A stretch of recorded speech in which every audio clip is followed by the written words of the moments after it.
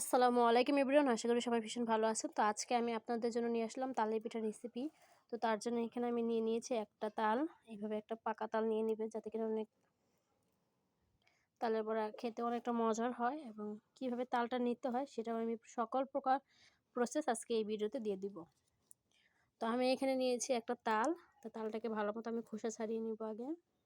তো আমি কিন্তু এভাবে হাত দিয়ে কিন্তু একটার পর একটা খোসাগুলো ছাড়িয়ে নিলাম। এইভাবে কিন্তু তালের পিঠাগুলো অরিজিনালি কিন্তু আপনার তালটা বাসায় নিজেরা এনে তারপরে ছিলে খোসা থেকে তার যে রসটা থাকে সেটা বের করে নিই।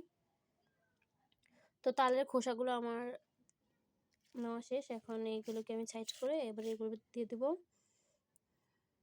তো তালটাকে এখন ভালো মতো একটু পরিষ্কার করে নেবো, উপরটা ভালো মতো মুছে নিব। তো তালটাকে মোছার পর এখন তালটার খোসাগুলোকে আলতো হাতে আস্তে আস্তে করে সবগুলো খোসাকে এইভাবে ছাড়িয়ে নিব। তো তালটাকে কিন্তু আমি এখানে 3টা ভাগে ভাগ করে নিলাম। এখন এই এক একটা ইয়াগুলোকে তালের আটিগুলোকে ভালো মতো এভাবে খোসাগুলোকে ছাড়িয়ে নিয়ে তারপরে এই যে এরকম একটা জালি নিয়ে নেবেন। এগুলোতে ঘষা দিলে কিন্তু তাদের ভিতরে যে তরল পদার্থটা থাকে সেটা কিন্তু খুব সহজেই বেরিয়ে আসবে। আসসালামু আলাইকুম এভরিওয়ান, আশা করি সবাই ভীষণ ভালো আছেন। তো ওয়েলকাম টু তারুনাতার পিঙ্কি ব্লগে। তো আজকে আমি আপনাদের জন্য নিয়ে আসলাম তালের পিঠা রেসিপি। তার জন্য আমি এখানে নিয়েছিলাম 6 কাপের মতো আটা, আর নিয়েছিলাম এখানে নারকেল কুড়ানো,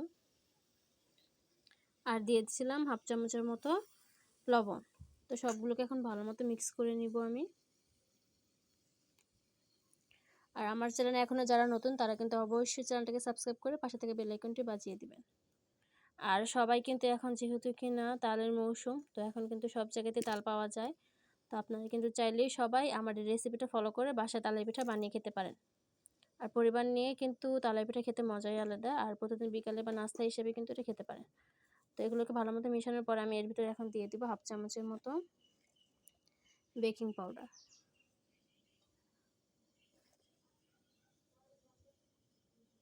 এবার এর ভিতরে আমি দিয়ে দিব চিনি।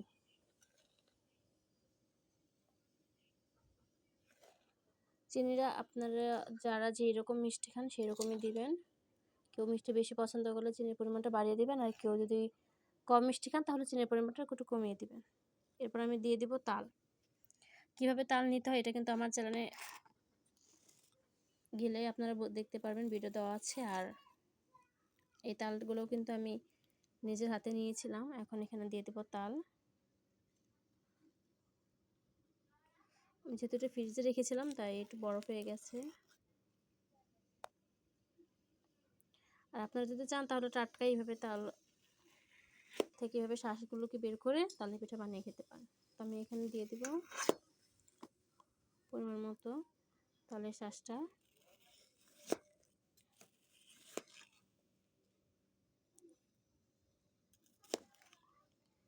আর চ্যানেলে এখনও যারা নতুন অবশ্যই চ্যানেলটাকে সাবস্ক্রাইব করে পাশে থেকে বেল আইকনটি বাজিয়ে দেবেন। এগুলো কিন্তু আপনারা তালের এগুলো কিন্তু দুধ দিয়ে, চিনি দিয়ে, জাল দিয়ে খেতে পারেন। মুড়ি দিয়ে খেতে অনেকটা মজার। আর আমি কিন্তু আজকের এই তালের পিঠাটা মাটির চুলায় রান্না করে দেখিয়ে দেবো আপনাদেরকে। আপনারা চাইলে কিন্তু ঘরে গ্যাসের চুলা বা যে কোনো ওভেনেও করতে পারেন।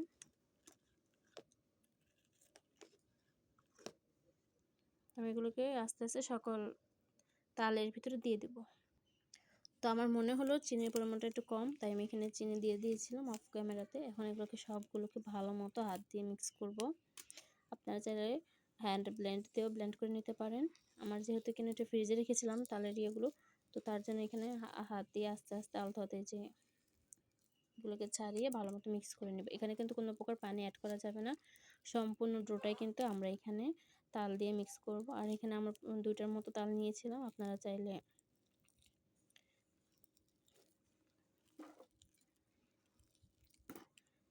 2-3টার মতো বা বড় তাল নিলে একটা বড় তাল, একটা মাঝারি তাল। যদি ছোট হয় তাহলে মাঝারি নিয়ে নেবেন। এখন এগুলোকে ভালো মতো হাত দিয়ে মিক্স করে নেব। তো আমার কিন্তু এখানে 2টা আনাম তালই লেগেছে পুরোপুরি। তো আপনারা কিন্তু এইভাবে সব মানে চিনি, নারকেল কুড়ো তাল এবং আটা আর বেকিং পাউডার আর লবণ আর মাত্র এই 6টা উপকরণ দিয়ে কিন্তু আপনারা চাইলে মজাদার তালের পিঠার রেসিপিটা বানাতে পারেন বাসায়। তো আমি কিন্তু এখানে হাত দিয়ে পুরো তালের রেসিপিগুলো সবগুলোকে একসাথে ভালো মতো মিক্স করে নিয়েছি এবং আপনারা কিন্তু মিষ্টিটা আপনাদের স্বাদ মতো দিয়ে দিবেন।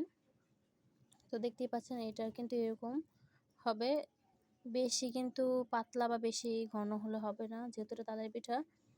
তো চেষ্টা করবেন এরকমভাবে ঘনত্বটা ঠিক এরকম যেন থাকে, তাহলে কিন্তু তেলের ভিতরে পিঠাটা অনেক ভালো মতো ফুলবে এবং কালার খুব সুন্দর চলে আসবে, ভিতরটা ভালো মতো হবে। তো আমি এখন এটাকে কিন্তু তাহলে এটা ডোটাকে ভালো মতো মিক্স করার পরে রেস্টে রেখে দেবো 10 মিনিটের জন্য। আমি কিন্তু স্টিলের একটা ঢাকনা দিয়ে ভালো মতো ঢাকনা দিয়ে ঢেকে রেখে দিয়েছি এবং এটা রেস্টে থাকবে 10 মিনিটের মতো। ভিতরে যেন কোনো বাতাস ঢুকতে না পারে, তার জন্য এরকম একটা স্টিলের ঢাকনা ইউজ করবেন আপনারা।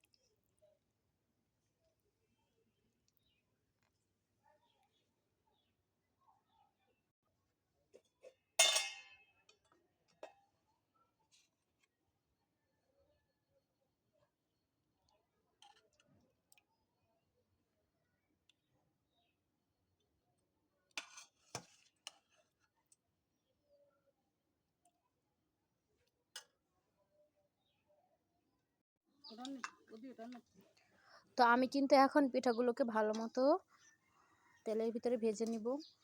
তেলের পরিমাণটা কিন্তু আপনারা বাড়িয়ে দিবেন, তাহলে কিন্তু পিঠাগুলো, আর এই সময় কিন্তু চুলার আঁচটা মিডিয়াম লোতে রাখবেন, কারণ বেশি বাড়িয়ে দিলে পিঠাগুলোও কিন্তু উপর দিয়ে একদম পুড়ে যাবে আর ভিতরটা কাঁচা থেকে যাবে। তাই চুলার আঁচটাকে মিডিয়াম লোতে রাখবেন, তাহলে পিঠাগুলো অনেক সুন্দর এবং মচমচে হবে খেতে।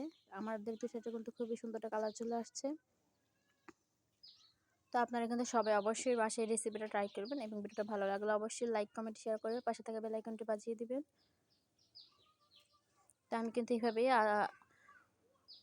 চুলার আঁচটা মিডিয়াম লোতে রেখে ভালো মতো পিঠাগুলোকে ভেজে নেব। তো আলহামদুলিল্লাহ আমাদের পিঠাগুলো কিন্তু বানানো রেডি, দেখতেই পাচ্ছেন কত সুন্দর একটা কালার চলে আসছে এবং কত সুন্দর সফট নরম, ভিতরটা কত সুন্দর ভালো হয়েছে দেখতেই পাচ্ছেন। এই যে আপনারা কিন্তু একবার হলেও বাসায় এই পিঠাগুলো ট্রাই করবেন, আর এরকম শেপে আপনারা যেটা দিতে পারেন বা এরকম দিলে কিন্তু পিঠাগুলো সুন্দর হয়। আর দেখতে পাচ্ছেন কতটা সফট, মাশাআল্লাহ। আপনারা কিন্তু অবশ্যই বাসায় এই পিঠাটা একবার হলেও ট্রাই করবেন। সবাই ভালো থাকবেন, সুস্থ থাকবেন, আল্লাহ হাফেজ।